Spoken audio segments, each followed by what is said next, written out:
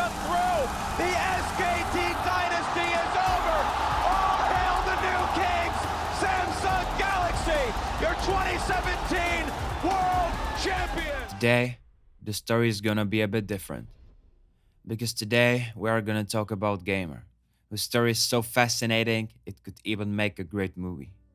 This video is about Ambition, Gamer who won the 2017 World Cup and was the main character of the video clip Rise. Yeah, maybe you could say, just another World Cup winner. And what? But this win is something special, something different from the other wins. This win is about tears, satisfaction, and a huge, huge will. In order to understand that, we have to go a bit back in time. It's year 2018 and Riot released their new video clip Rise. Many people were raving about the video. It's easy to see why.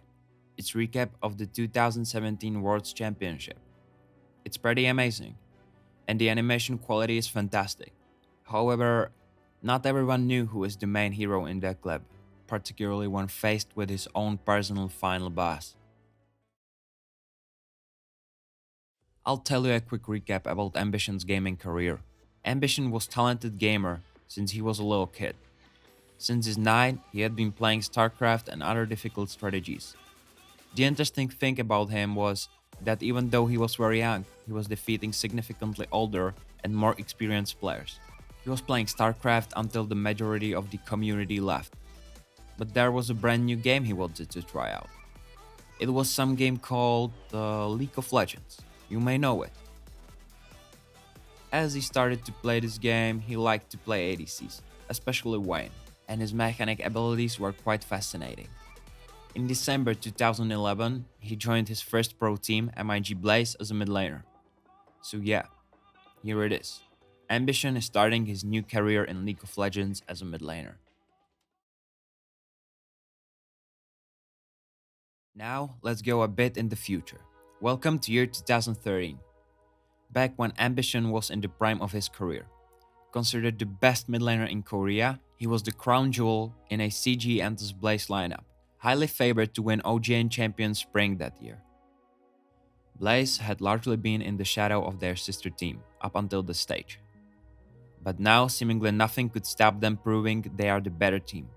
And here comes the SKT's freshly formed second team that was composed of lesser known talents and young mid laner who had been picked straight out of solo queue. These two teams has been drawn against each other for the very first match of the tournament. So Ambition got lucky, right? Since Ambition's team are the big favorites and this SKT team is a freshly formed team full of no-names and that one guy who just had lucky games in solo queue, it should be an easy win, right? It was supposed to be a trial by fire for the rookie mid laner facing Ambition, the best mid laner in Korea. But what happened was, well, unbelievable. I was curious to see how well Captain Jack would do in this lane because he's been typically a relatively weak lane. Whoa, Ambition!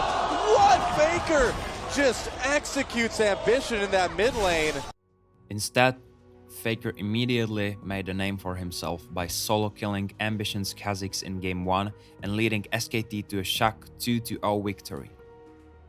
CJ Blaze recovered following this series, making a run to the final. However, they fell a fall of another major upset as they lost 0-3 to an upstart MVP Ozone side. A BO5 loss to the KT Bullets in Champions Summer and another soon after at Korean Regionals ended Ambition's world dreams for 2013. He could only watch as his title of the best mid in Korea was taken from him, as well as his shot at glory on League's greatest stage. And all of that started just because that one guy from solo queue, Faker. He had made a name for himself off of embarrassing Ambition, and now was a world champion and universally acclaimed as the best player in the world.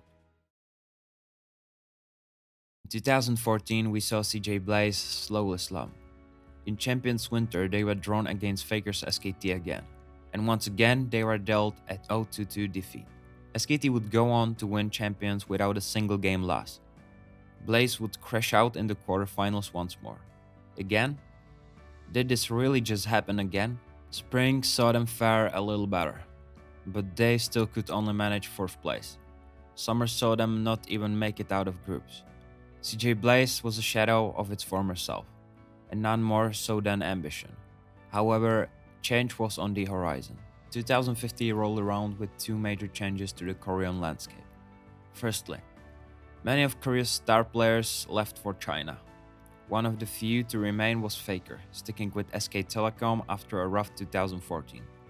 This move would re-establish SKT as a Korean powerhouse and elevate Faker to godlike status once more. Secondly, Korean organizations were being limited to 1 team per organization.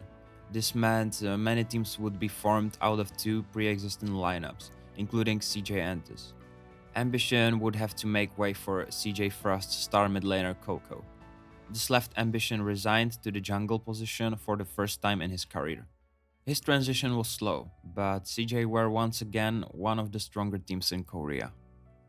Coco was a relegation mid, and the team still had old era stars such as Shy and Madlife to power forward. In spring 2015, they actually achieved a 2-0 win over SK Telecom. However, with both making playoffs, the two would do battle once more. CJ Entus would come within a hair's breadth of victory, but fell 2-3 in a thrilling BO5 match. Once again, the team struggled to fully recover, and they were upset by both Ku and Jinair in BO5s over the course of summer and regionals. Once again, no words for Ambition. And once again, the man who kicked off this downward spiral was sitting pretty as the world champion and the greatest player to have ever lived. Faker was the one featured in the world's animation as the Rise player. Ambition had been relegated to a has-been mid that now stuck around by playing jungle. 2016 saw a roster swap that none of us could have expected. Ambition left a solid CJ Entus team for a struggling Samsung squad, still heavily rebuilding after suffering from the previous year's exodus. The team were not favored to do well and could only manage 6th place in spring. However, their gradual improvement allowed the organization their first playoff berth since 2014, and a 4th place finish overall to qualify them for 2016 regionals. 2 BO5 victories later, and the legend of Samsung in the Gauntlet had begun. More importantly, Ambition had finally qualified for the World's Championship. Not as a superstar mid laner, but as a supportive, team-focused jungler. Samsung were expected to do poorly at Worlds. Drawn into the group of death, they managed to overcome the Rebel and emerge with a first-placed seed. Jinner's draw saw them with a simple path to the final, where Ambition would get his shot at Faker's SKT in 1 BO5. You could feel the frustration in the air as SKT shot out to a 2-0 lead. Things looked done and dusted, but something miraculous happened.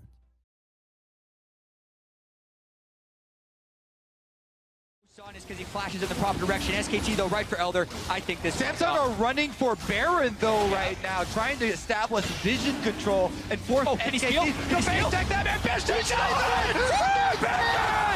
Ambition steals the Elder Dragon! He gets away with the lives! This is a 4 Drake Elder Dragon! He lives! Ambition saves the game once again!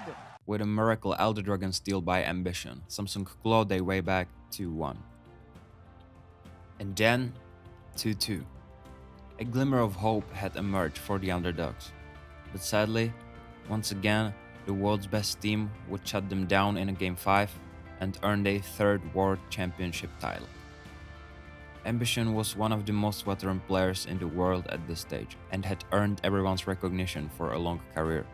In 2017, Samsung began to give playtime to another jungler, Haru. It looked like the end of Ambition's career was approaching. Except, in summer, it became clear that Haru was not a good short-term option for Samsung. That's all well and good for a team that can afford to play the long game, but Samsung were once again facing scrap for regionals. In their first game, Samsung were 2-0 down to Africa Freaks with Haru in the jungle. Needing a swap, Ambition came back in. Providing a stable late-game presence, he led Samsung to a reverse sweep and another victory against KT Roasters to qualify Samsung for Worlds once more. The group of death proved to be more deadly in 2017, with top teams such as UZ's RNG and Perk's G2 in their way, and Samsung could only manage second place. This set him up against Longzhu, dominators of LCK Summer 2017. Once again, the underdogs, Samsung shocked the world with a 3-0 victory. Another win, and Samsung were all set for a Worlds final rematch.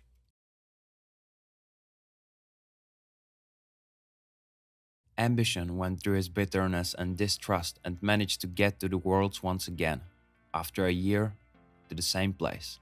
As it was some kind of a movie, there is again that one person standing in front of him. That one person that throws burdens under his legs everywhere he goes. This was battle of ego far more than a battle of two esport teams. The battle began, and it was magnificent. Compared to the last year, where the dominance that he got for his team after stealing the dragon had Samsung right from the beginning. Only a few of us could believe it, but Samsung stomped SKT in the first game. Without the SKT getting a single kill or even a single Drake, only one single turret, that's all. It was sure that SKT has to change a lot of things before the second match. After the place of the Samsung's mid laner crown, there comes the Malzahar pick. A champion that completely ties up Faker's hands in the early game. Thanks to his huge pushes that Malzahar has and his stun that Faker has no way to get out of without the needed item, he could not help his team around the map, and Crown with Ambition stumped him second time in the mid lane. Even through the fact that Crown went for safe pick, Faker decided to pick his Ryze. It was somehow more balanced game, but SKT has never belonged to the best teams in the world without their mid lane control. This strategy worked for Samsung, and so they win the second game. After a long time, the pressure was put on the SKT team. The fear from losing on the world stage. On the other side, Samsung was a lot more calm. Not because they have 2 points lead, but because they know that this particular moment have been taken from them a few times. 2 points in a series don't mean anything, especially against SKT. People say that SKT are one of the most scary teams mainly because how insanely they can read the enemy and adapt during the series. Because they get stronger every single match they lose. And with every single loss, their strength grows up immediately. In the third game, the SKT didn't make choice to ban Malzahar, but they made to taste Samsung their own medicine. They wanted to pick a champion that is insane in early and mid phase of the game. To pick a champion that is effective against Malzahar. A champion that can kill enemies easily with the jungler's help and even outpush him. Faker's answer to the third pick of Malzahar in a row was Karma. That strategy seemed to work. SKT are winning 5-0 with the kills. The whole game is going in their flow, and at one moment, everything seems like SKT will win and get their first point in the series. In the significant gold lead, they try to go for a Baron. But actually, they only want to start a fight and try to bait the enemy out from the cover. They even managed to get Leona's ultimate on the enemy marksman ruler, but he survives and the SKT notices one huge mistake in their composition with Karma. They just don't have enough damage, especially for the front line. So for Sejuani and Cho'Gath, they started to be the unsolving problem. SKT loses a fight, loses a Baron, and Samsung are back in the game. It was exactly that moment which starts a huge fiesta. Successful fight trades the lost one. One teleport behind after another. Everyone with the minimum of HP and SKT are out of nowhere without their inhibitor on the mid lane, and without the both Nexus towers. Naked Nexus of SKT stands on the rift. A building with a few thousand HP without any self-defense. Splits SKT from the lose at the finals on world stage. Ambition is just one little step from making it happen. After 4 years, the winning is within a reach once again. This time, closer than it has ever been. But everyone knows that till the Nexus stays on the ground, the game is not over. With every step to the base of SKT, everyone starts to realize what is going on. Big certainly does not. Ruler on the Nexus. The upset is complete as the kills come through. The SKT dynasty is over. All hail the new kings. Samsung Galaxy, your 2017 world champions. The SKT dynasty is over. but the words couldn't be picked up by the caster. SKT fell down. It's hard to forget Faker's face, how devastated he is and cries on the stage, not wanting to leave his seat. On the other side, literally an euphoric happiness and honest joy coming from Samsung's players. And mostly from the player whose journey took more than 4 years. Faker fell down, and Ambition did it. It's almost impossible to imagine how huge the victory it had to be for him. How many times he wanted to give up, but he always found the power to continue. As after all, Rise video clip says, only the best ones have the ambition to arise. If you haven't known this whole story of Ambition, please go watch the Rise video clip once again. Listen to that melody again. Now that you know the story that is behind all of this, it's something completely different.